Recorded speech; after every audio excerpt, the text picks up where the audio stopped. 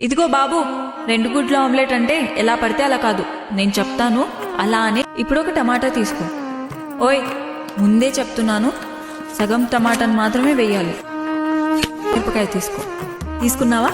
దాన్ని నిలువుగా కాకుండా గుండ్రంగా కట్ చేయి, కానీ చిన్నగా. ఇప్పుడు ఒక ఉల్లిపాయ తీసుకొని సన్నగా తరుగు.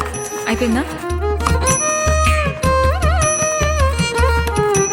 ఇప్పుడు ఇవన్నీ తీసుకొని ఒక గిన్నెలో వేసావా?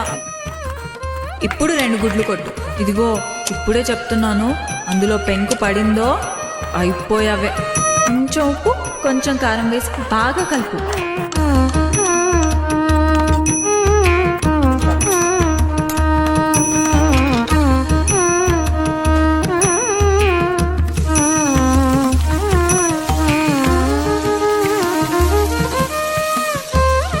ముందే చెప్తున్నాను, ఆమ్లెట్ అస్సలు మాడకూడదు.